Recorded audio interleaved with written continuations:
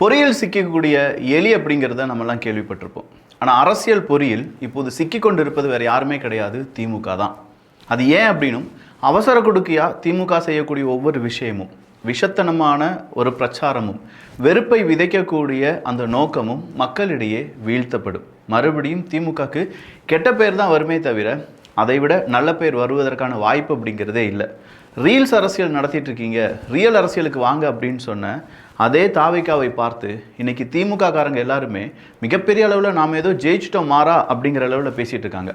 உண்மையிலேயே உதயநிதி ஸ்டாலின் அவர்கள் திமுகவினுடைய அரசாங்கம் என்ன ரீல்ஸ் அரசியல் நடத்தியது அப்படிங்கிறத வெட்ட வெளிச்சமாக இன்றைக்கி எல்லாருமே பார்த்துட்டு இருக்கும்போது அடுத்ததாக 3 நாட்களில் மக்கள் எல்லாரும் ரொம்ப கோபத்தில் இருக்காங்க, மக்கள் எல்லாரும் ரொம்ப கடுப்பாக இருக்காங்க இந்த அரசாங்கத்தை பார்த்து அப்படின்னு சொல்லி ஸ்டாலின் அவர்கள் பேசின பேச்சும் இன்றைக்கி திமுகவுக்கு எதிராகவே வந்து விடிந்திருக்கிறது.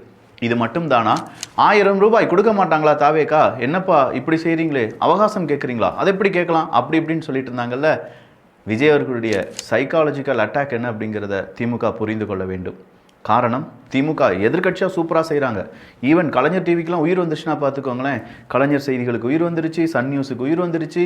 என்ன பிரச்சனை நடந்தாலும் அது அப்படியே நியூஸாக சொல்கிறாங்க. இந்த சப்ஜெக்ட்டுக்கெலாம் உயிர் வந்ததெல்லாம் நமக்கு நல்லா தான் இருக்குது. ஆனால் எல்லாத்தையும் கொஞ்சம் புரிஞ்சுக்கணும் அல்லவா? இது தமிழ் பக்ஷம் வழங்கும் ஆழமான அரசியல் சதுரங்கம்.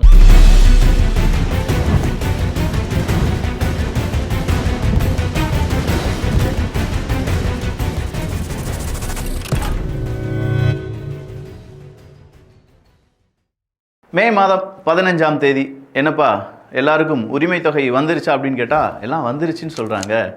வராதுன்னு சொல்லி திமுக காரங்களாம் சொன்னாங்க. விஜய் அவர்கள் கூட அவகாசம் வேணும் அப்படின்னு சொல்லி கேட்டிருந்தாரு. அப்போது மே மாதம் 15ஆம் தேதி உரிமை தொகை வந்து விட்டது அப்படின்னு சொன்னோன்னே எங்களை விஜயை நான் ஏமாத்தலை, எங்களை விஜய் தம்பி ஏமாத்தலை, நாங்கள் நினச்ச மாதிரி எங்களுக்கு உரிமை தொகை வந்துருச்சு. என்ன அந்த 2500 ரூபாய்க்கு கால அவகாசம் கேட்டிருக்காங்க, அதை நம்ம கொடுத்து தானே ஆகணும் அப்படின்னு சொல்லி மக்கள் பேச ஆரம்பிச்சிட்டாங்க. இப்போ திமுக காரங்க என்ன தெரியுமா செஞ்சுருக்கீங்க? விஜய் அவர்கள் இதெல்லாம் செய்யவே மாட்டார், விஜய் அவர்கள் இதெல்லாம் செய்கிறதுக்கு லாய்க்கியே இல்லை அப்படின்னு சொல்லி மக்கள் மத்தியில் நீங்கள் பிரபலப்படுத்துனீங்க. டாஸ்மாக் விஷயத்துலையும் அப்படி தான். 717 டாஸ்மாக்கை மூட போகிறோம் அப்படின்னு சொன்ன உடனே இந்த செய்தி தொடர்பாளர்கள், உண்மையிலேயே திமுகவினுடைய முக்கியமான இந்த இணைய கைகூலிகள் அப்படின்னு சொல்லக்கூடிய அவங்களால தான் திமுக நிறைய வாக்குகளை இழந்தார்கள் அப்படிங்கிறத திமுக என்னைக்கு உணர போகிறாங்க அப்படிங்கிறது தெரியலை. தேவையில்லாமல் வதந்திகளை பேசுவது, தேவையில்லாமல் வெறுப்பை பேசுவது, இப்படியே திமுக அவங்களுடைய ஆட்சி அதிகாரத்தை இழந்து விட்டது. மறுபடியும் அவங்களையே பேச வச்சுட்டு இருக்காங்க அப்படின்னு சொல்லும்போது திமுக அவங்களுடைய பட்ட பாடத்தில் அந்த அறிவிலிருந்து பாடம் கற்றுக்கொள்ளவே இல்லை அப்படிங்கிறது நல்லாவே தெரியுது. ஸோ இந்த இடத்துல எல்லாரும் பேச ஆரம்பிச்சிட்டாங்க. 717 டாஸ்மாக் என்ன நாங்களே 500 மூடி இருக்கோன்னு சொன்னோன்னே எல்லாரும் வீடியோ எடுத்து போட ஆரம்பிச்சிட்டாங்க. எல்லாரும் பட்டாசு கொளுத்தி கொண்டாடிட்டு இருக்காங்க டாஸ்மாக் கடை மூடப்பட்டது அப்படிங்கிறத. நிறைய பெண்கள் 6 மணிக்கு மேலே நாங்கள் நிம்மதியாக வெளியில் வர்றதுக்கு காரணமே அந்த டாஸ்மாக் மூடப்பட்டது தான். இதே மாதிரி இன்னும் சில இடங்களில் மூட வேண்டும் அப்படின்னு சொல்லி பெண்கள் இப்போது மறுபடி கோரிக்கையை வச்சிருக்காங்க. நிறைய இடத்துல போராட்டங்கள் வெடிச்சிருக்கு. எஸ், அந்த டாஸ்மாக் மூடப்பட வேண்டும் அப்படிங்கிறது எல்லோருடைய குரல். இது 1-2 வருடத்திற்கான குரலாக தெரியலை, 30-40 வருஷத்துக்கான குரலாக தெரிகிறது. ஸோ இந்த இடத்துல அவர் செய்ய மாட்டாருன்னு சொன்னாங்க, செஞ்சிட்டாங்க. இப்போ வேணும்னே விஜய் டீம் ஒன்று பரப்புது, நாங்கள் உரிமை தொகை அப்படிங்கிறத கொடுக்க மாட்டோம், அவகாசம் வேணும்னு சொன்னேன், இதை வச்சு விஜய் மடக்கிடலாம்ப்பா அப்படின்னு சொல்லி இவங்க என்ன செய்கிறாங்க, டோட்டலாக ஒரு நரேட்டிவை செட் பண்ணுறாங்க. அந்த நரேட்டிவ் என்ன? விஜய் அவர்களுடைய அரசாங்கத்தால் இது செய்ய முடியாது, முதலமைச்சர் விஜய் இதை செய்ய மாட்டார், உங்களை ஏமாற்றிட்டாரு, பாருங்கள் உரிமை தொகை வராது. நான் சொல்லலை, தினகரன் நாளேடில் இன்றைக்கி நீங்கள் பார்த்தீங்கன்னா கொட்டை எழுத்தில் தலைப்புச் செய்தி அதுதான் வந்திருக்கு, இன்றைக்கி உரிமை தொகை உங்களுடைய அக்கௌண்ட்டில் வராது அப்படின்னு சொல்லி. ஆனால் எல்லாருக்குமே 1,30,00,000 பெண்கள் இவ்வளோ நாள் யாரெல்லாம் வாங்கிட்டு இருந்தாங்களோ அவங்களுக்கு அப்படியே 1000 ரூபாய் மாத உரிமை தொகையாக வந்து விட்டது. இப்போ இந்த பக்கமாக இருக்கக்கூடிய திமுக என்ன தெரியுமா சொல்கிறாங்க? ஆஹா போட்டுட்டானேயா, இப்போ நம்ம என்ன வேறு மாதிரி உருட்டுவோம். நாங்கள் ரொம்ப ஃபோர்ஸ் பண்ணனால தான் உரிமை தொகையை விஜய் அவர்கள் போட்டு விட்டார், இல்லாட்டி போட்டிருக்க மாட்டார் தெரியுமா? ஸ்டாலின் அவர்கள் உருவாக்கின இந்த உரிமை தொகை அப்படிங்கிற இந்த நலத்திட்டம் தொடரும் வரை நாங்கள் தான் இங்கே ஆட்சி செய்கிறோம் அப்படிங்கிறது அர்த்தம். சார், நீங்கள் ஆட்சி செய்கிறதெல்லாம் இருக்கட்டும், ஃபஸ்ட்டு குளத்தூரில் போய் ஜெயிச்சுட்டு வந்துருங்க அப்படின்னு சொல்லி ஏகப்பட்ட கமெண்ட்டை போட்டுட்ருக்காங்க. இன்னும் ஒரு படி மேலே அம்மா உணவகம் கலைஞர் அவர்களுடைய மிகப்பெரிய மகனாக இருக்கக்கூடிய ஸ்டாலின் அவர்களுடைய ஆட்சி காலத்திலே இருந்துச்சே, அப்போ அம்மாவினுடைய ஆட்சி தான் ஸ்டாலின் அவர்கள் செய்தாரா அப்படின்னு சொல்லி கேட்குறாங்க. நலத்திட்டம் நல்ல திட்டமாக இருந்தது என்றால் எந்த அரசாங்கத்தாலையும் அதை மூட முடியாது. இப்போ நீங்கள் அம்மா உணவகத்தை ஏகப்பட்ட இடத்துல மூடி இப்போ வெறும் பில்டிங்ஸ் மட்டும்தான் இருக்குது அப்படிங்கிறது நமக்கு தெரியும். பட் அதையும் தாண்டி இன்னும் கலைஞர் உரிமை தொகை அப்படின்னு சொல்லி தான் அழைக்கப்படுகிறதே தவிர பலரும் அதுக்கான பெயரை மாற்ற வேண்டும். ஏன் தேவையில்லாமல் இந்த இடத்துல கலைஞர் இருக்காரு, பேசாமல் தமிழ்நாடு அரசாங்கத்தினுடைய உரிமை தொகை இல்லாட்டி வெற்றி உரிமை தொகை அப்படின்னு ஏதாவது மாற்றிட வேண்டியதானே அப்படின்னு சொல்லி கேட்டுட்டு இருக்காங்க. மாற்றிடுவாங்களா இருக்கும். இப்போ மக்கள் என்ன நினைக்கிறாங்க, திமுக காரங்கெல்லாம் விஜய் அவர்களுக்கு எதிராக எப்போ பாரு நெகட்டிவாக தான் பிரச்சாரம் பண்ணுவாங்க, பாரு கொடுக்க மாட்டாருன்னு சொன்னாங்க, மகராசன் கொடுத்துட்டாரே அப்படின்னு சொல்லி பேசுகிறாங்க. சார், இது சைக்காலஜிக்கல் வார்ஃபேர். திமுகவை நோண்டி விட்டு ஹேட் ஸ்பீச்சை செய்ய வச்சு அதுலேருந்து வேற லெவலில் மாற்றி யோசித்து டக்குன்னு இவங்க என்ன செஞ்சிடறாங்க, தாவேக்கா மக்கள் மனதில் ஆழமாக அப்படியே பதிய வச்சிடுறாங்க. நாங்கள் செய்வோம். அவங்களாம் அப்படி தான் பொய்யா பேசிகிட்டு இருப்பாங்க, நீங்கள் எதையும் நம்பாதீங்க, நாங்கள் உங்களுக்கு செய்வோம் அப்படின்னு சொல்லி நம்ப வச்சுட்டு இருக்காங்க. அது நம்பிக்கையாகவும் நடந்துட்டு இருக்கு. இன்னொரு விஷயம், பரந்தூர் விமான நிலையம் ஏன் இப்போ தான் ஆளும் கட்சியாக வந்துட்டாங்களே, இப்போ ஒரு கையெழுத்து போட சொல்லுங்களேன் அப்படின்னு சொல்லி திமுக காரங்களாம் கேட்டுட்டு இருந்தாங்க. இதோ இன்னைக்கு முடிவெடுத்துட்டாங்க ராசா. அடுத்ததாக பரந்தூர் விமான நிலையத்தை பற்றியான எந்த விதமான வேலையும் செய்ய வேண்டாம், ஒரு திட்டக்குழு அப்படிங்கிறது அமைக்கப்பட்டு அதை தீர விசாரிப்போம் அப்படின்னு சொல்கிறாங்க. இன்னைக்கு எந்தெந்த டாஸ்மாக் மூடப்பட்டது அந்த இடத்துலலாம் போய் காவல்துறை அதிகாரிகள் ரோந்து நடவடிக்கையில் ஈடுபட்டாங்க அப்படிங்கிற தகவல் வெளியாகுது. நேற்று போட்டு கிளின்னு கிழிச்சாங்க பிரகாஷ்ராஜ், யார் வேற ராஜ்மோகன் அவர்கள், அமைச்சர் ராஜமோகன் அவர்கள் என்ன கேட்டார், செல்லம் சௌக்கியமா, ஒரு டிரைவர் வீட்டு பையனா நீ எம்எல்ஏ ஆக்கிடுவியா அப்படின்னு சொல்லி ஆமாயா இப்போ அவர் எம்எல்ஏப்பா, அவர் தான் எங்களுடைய குரலாக இருக்காருன்னு சொல்கிறாங்க. ஸோ ஏளனமாக பேசின வாய்கள், ப்ராமிஸ் ராஜா இருக்கட்டும், இந்த பிரகாஷ் பிரைட்னஸ் ராஜா இருக்கட்டும், இவனெல்லாம் இப்போ எங்கே இருக்கானு அப்படிங்கிறதே தெரியாமல் லெவலுக்கு அவங்க பொந்தில் போய் ஒழிஞ்சிட்டு இருக்காங்க அப்படிங்கிறத தாவேக்காரங்க பேசிகிட்டு இருக்கும்போது, இல்லை நாங்கள் இன்ஸ்டா ரீல் போட போகிறோம், நாங்கள் இன்ஸ்டாகிராமில் அக்கௌண்ட் ஓப்பன் பண்ண போகிறோம் அப்படின்னு சொல்லி இந்த வயசான காலத்தில் திமுகவினுடைய அமைச்சர்கள், திமுகவினுடைய ஆஸ்தான செய்தி ஊடகத்தை சார்ந்த அண்டாக்கள் இவங்கெல்லாம் என்ன செய்ய ஆரம்பிச்சிருக்காங்க, இன்ஸ்டாகிராமில் அக்கௌண்ட் எடுத்து நாங்கள் வீடியோ போட போகிறோம் அப்படின்னு சொல்கிறாங்க. நீங்கள் வீடியோ போடாமல் இருந்தால் கூட உங்களுக்கு ஓட்டு கிடைக்கும்.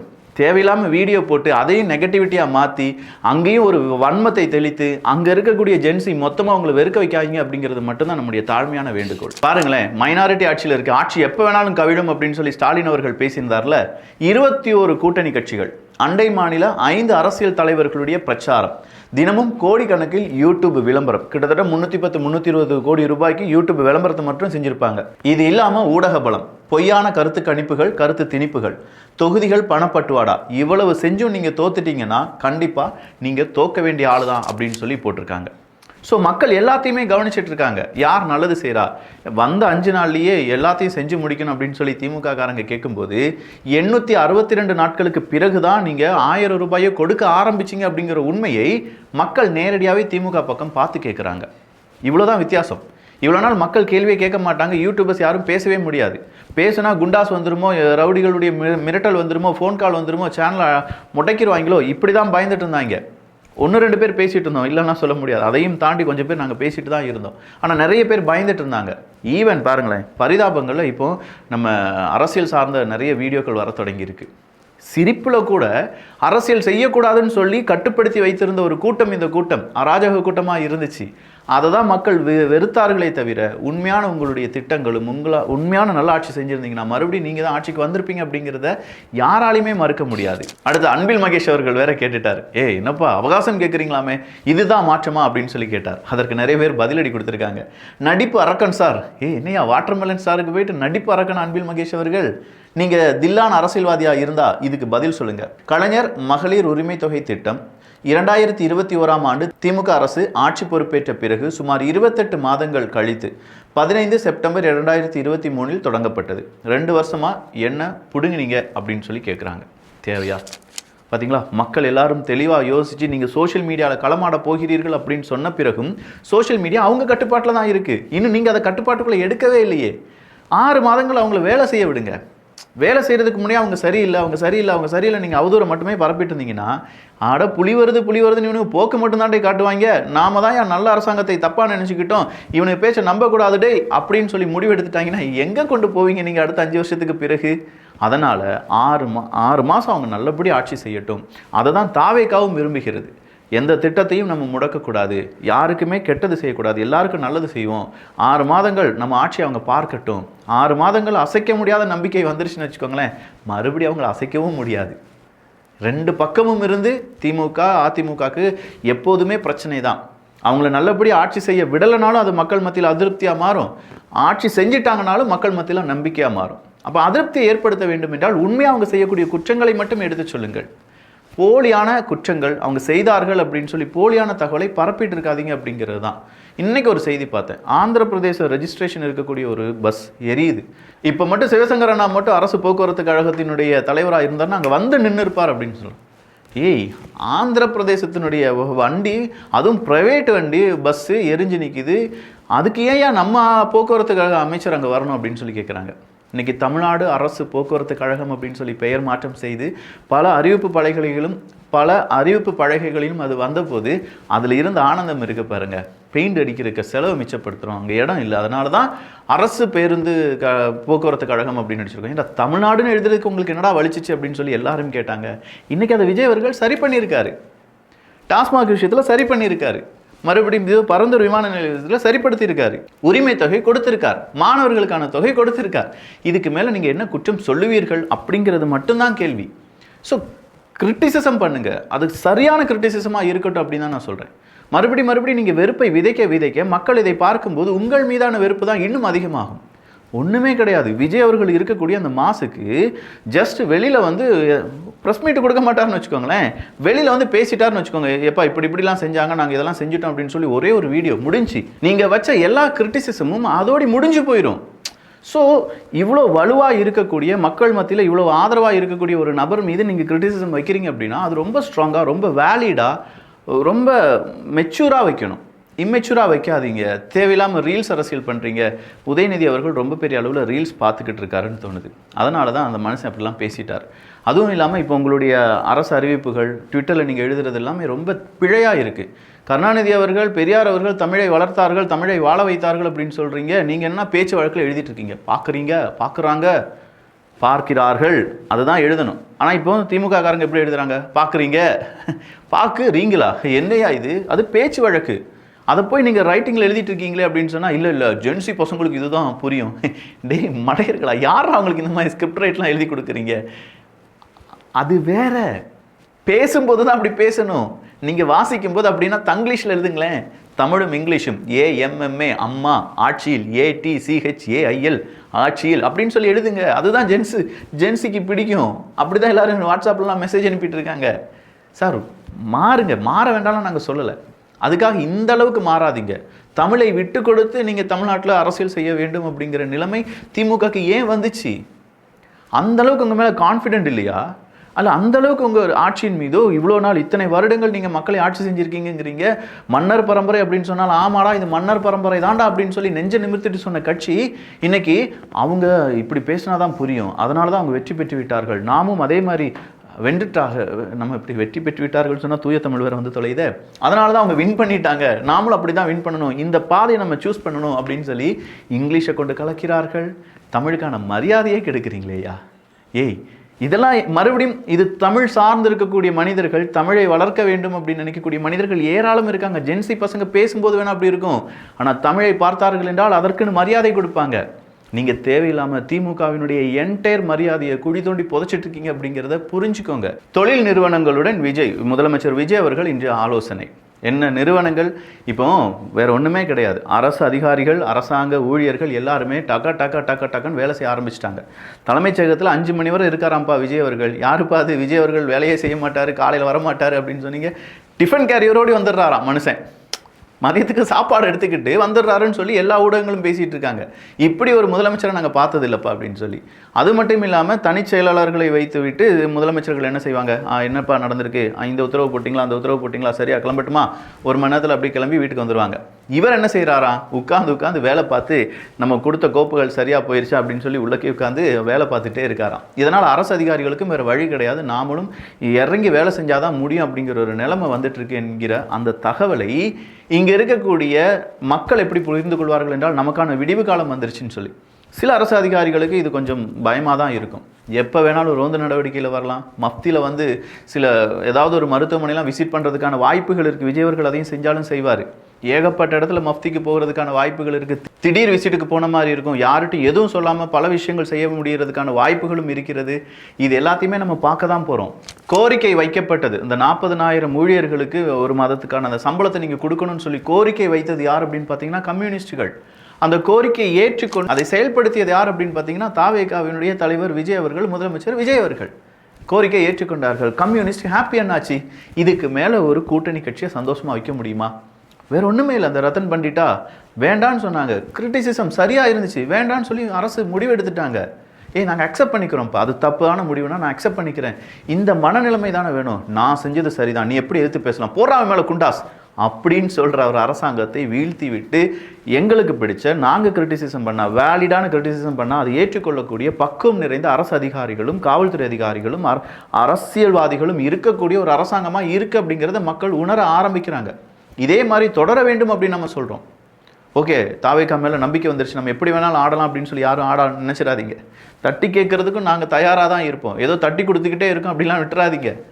எல்லா இடங்களிலும் எங்களுடைய பார்வை இருக்கும். உங்களுடைய பார்வை அப்படிங்கிறது மக்கள் மீது இருக்க வேண்டும். எங்களுடைய பார்வை மக்களுக்கு நீங்கள் என்ன செய்கிறீங்க அப்படிங்கிறதுல இருக்க வேண்டும். இதுதான் ஒரு ஊடகமும் யூடியூபர்ஸும் எல்லாருமே செய்ய வேண்டியது. துதிப்பாடிக்கிட்டே இருந்தால் எவ்வளோ நாட்களுக்கு நம்மளால சஸ்டெயின் பண்ண முடியும்? பார்க்குறவன் எல்லாம் இது என்னடா இப்படி இருக்குது அப்படின்னு சொல்லி போயிட்டே இருப்பாங்க. அவங்களுக்கு ஒரு பிரச்சனை வருதா, அதை கேட்பதற்கு நம்ம தயாராக இருக்குமா? அவங்களுக்கு ஒரு நல்லது நடந்திருக்கா, அதை சொல்கிறதுக்கு நாங்கள் தயாராக இருக்குமா? எங்களை பார்ப்பாங்க. இல்லாட்டி எங்கள் மூஞ்செல்லாம் மறந்துடுவாங்க. 8 வருஷமாக யூடியூப் நடத்திட்டு இருக்கிற நாங்கள் இவ்வளோ நாள் சஸ்டெயின் பண்ணிட்டு இருக்கேன் அப்படின்னா அந்த வேவ் லென்த்தோடி மக்கள் கூட இருக்கிறதுனால மட்டும்தான். எத்தனையோ பேர் காணாமல் போயிட்டாங்க. அப்போது இதே மாதிரியே நான் இன்னும் 10 வருஷத்துக்கு இருக்கணும்னு நினைக்கிறேன். அப்போ கண்டிப்பாக கிரிட்டிசிசம் அப்படிங்கிறத நாங்கள் செய்வோம். அதுக்கு நீங்கள் தவறு செய்யாமல் இருந்தால் அதை செய்ய போகிறது கிடையாது. இல்லை எதிர்கட்சி தலைவர்கள் சொல்கிறாங்க, காசு கொடுக்குறேங்கிறாங்க கோடிக்கணக்கில், ஏன்டா எங்களெல்லாம் ஆசை காட்டாமையாடா இவ்வளோ நாள் இருந்திருப்பாங்க. அதனால் ரொம்ப நல்லபடியான அரசாங்கத்தை வாழ்த்துவோம். தேவையில்லாத விவாதங்களை ஏற்படுத்தி ரீல்ஸ் அரசியல் பண்ணுறீங்க, நாங்களும் ரீல்ஸ் போட போகிறோன்னு சொல்லி அண்டா குண்டாலாம் ரீல்ஸ் போட்டுட்ருக்கு. சகிக்கலையா? நல்லபடியாக ரீல்ஸ்லாம் போடுங்கயா.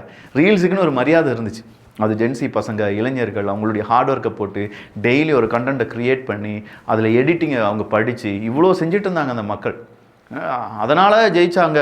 இன்ஸ்டாகிராமில் தான் ஜெயித்தாங்க. நாமளும் இன்ஸ்டாகிராமுக்கு போகலாம் அப்படின்னு சொல்லி இன்றைக்கி டீ கடையில் பேசின அரசியலை நம்ம இனிமேல் சோஷியல் மீடியாவில் பேசுவோம். இவ்வளோ நாள் நீங்கள் பேசாததா சோஷியல் மீடியாவில் எவ்வளோ பேரை நீங்கள் பேச வச்சுருக்கீங்கன்னு எங்களுக்கு தானே தெரியும். ஃபுட் பிளாகராக இருந்தவரை நீங்கள் பஸ் சர்வீஸுக்கு நீங்கள் எந்த மாதிரியான ட்ராமா போட வச்சிங்கன்னு எங்களுக்கு தெரியாதா? வேறு ஒன்றுமே இல்லை. இங்கே இருக்கக்கூடியது எல்லாமே மக்கள் உணர்ந்து விட்டார்கள் அப்படிங்கிற உணர்வு உங்களுக்கு இன்னும் வரல. நீங்கள் என்ன சொன்னாலும் நம்புவாங்க, நீங்கள் இன்ஸ்டாகிராமுக்கு போனால் மக்கள் நம்புவாங்க, அதெல்லாம் கிடையாது. நீங்கள் மாறுங்க, நல்ல கிரிட்டிசிசம் கொடுங்க, நல்லதை வரவேறுங்கள், பாராட்டுங்கள். வாயை திறந்து பாராட்டுறதில் அப்படி என்ன வழி உங்களுக்கு இருக்குது? 3 நாட்களில் மக்கள் எல்லோரும் பயங்கரமாக அச்சத்தில் இருக்காங்க. யார்கிட்டடா போய் எடுத்துகிட்டு வந்தீங்க இந்த டேட்டாவை? 3 நாட்களில் உங்களுக்கு யாரோ தப்பான டேட்டாவை மறுபடியும் கொடுத்துட்ருக்காங்க. அவனை ஃபஸ்ட்டு தூக்கி போடுங்க. உங்களுக்கு அந்த தலைமைக்கு ஐடியா கொடுக்கறதும் தலைமைக்கு இன்ஃபர்மேஷன் கொடுக்கறதும் சரியில்லை. அவங்கள தூக்கி போட்டால் தான் திமுக அடுத்த 5 வருஷத்துலையாவது ஆட்சியை பிடிப்பாங்க. அப்படி இல்லையா, இதோ அதிமுகவில் பிளவு அப்படி இப்படின்னு சொல்லிட்டு இருந்தாங்கல்ல, பொதுச் செயலாளராக இருக்கக்கூடிய எடப்பாடி பழனிசாமி அவர்கள் சொல்லிட்டாங்க, நோ பிளவு, அவங்களாம் வருவாங்க, இல்லாட்டி அவங்களுடைய பதவி நீக்கப்படும். வந்துட்டாங்க, ஒருத்தவங்களாக வந்துட்டு இருக்காங்க இப்போ. ஸோ அதிமுகவை எப்படியாவது ஒரு டேமேஜ் இல்லாமல் கொண்டு போயிடுவார்னு வச்சுக்கோங்க. சோஃபா அரசியலை பற்றி ஏன் விக்கி பேசலை? திருமாவளவன் அவர்கள் சொல்லிட்டார். அதுக்கு முன்னாடி ஆர்டர் போட்ட சோஃபா அந்த நேரம் வந்துச்சு, ஐயோ அது வீடியோ எடுத்துட்டீங்க, சோஃபா அரசியல்னு பேசப்படுது. இந்த சோஃபா அரசியல் அப்படிங்கிறதுல ஏதாவது இந்த அலிகேஷனில் ப்ரூஃப் இருக்கா? யார்? உதயநிதி ஸ்டாலின் அவர்கள் எஸ் சோஃபா வந்துச்சு, அதை கிழித்து பார்த்தோம், அதுக்குள்ளே பல கோடி ரூபாய் இருந்துச்சு, புஷ்ப அரசியல் சொன்னாங்களா? எந்த விதமான ஒரு ப்ரூஃபும் இல்லாமல் சோஷியல் மீடியாவில் நாங்கள்லாம் சொன்ன புஷ்ப அரசியல் செஞ்சுட்டு இருக்காரா? சோஃபா வந்தோடனே அந்த படத்தை கூட நாங்கள் கனெக்ட் பண்ணி எங்களுக்கு வியூஸ் வர்றதுக்காக நாங்கள் பேசினதை நைட் உட்காந்து ரீல்ஸ் பார்த்துருப்பாரோ என்னமோ உதயநிதி ஸ்டாலின் அவர்கள். உடனடியாக சோஃபா அரசியல் அப்படின்னு சொல்லிட்டாங்க. திருமாவளவன் பொலிர்னு போட்டார். அது ரொம்ப நாளைக்கு முன்னாடி ஆர்டர் போட்டதுப்பா, அப்போ தான்ப்பா வந்துச்சு அப்படின்னு. அதிமுகவினுடைய அந்த பிரிந்து போன அன்னைக்கு எப்படி அந்த சோஃபா வந்துச்சுன்னா, அன்னைக்கு தான் அவங்க ஆஃபீஸை ரெனோவேட் பண்ணிட்டு இருக்காங்க. எல்லாரும் அவங்க ஆஃபீஸ்க்கு வந்து போயிட்டு இருக்காங்க. ஏன்னா 2ஆக பிரியுது, ஆஃபீஸில் சேர்ஸ் எதுவுமே இல்லை, சோஃபா வாங்கி போடலான்னு சொல்லி சோஃபா போட்டிருக்காங்க. அதுக்கு முன்னாடி ஒரு அரசியலை அங்கே கொண்டு வந்து மறுபடியும் ஜோக்கர் ஆகிட்டே இருக்கீங்களே, என்னையா படிங்கயா, நல்லதை பகிர்ந்து நல்ல சமுதாயத்தை உருவாக்குவோம். நன்றி, வணக்கம்.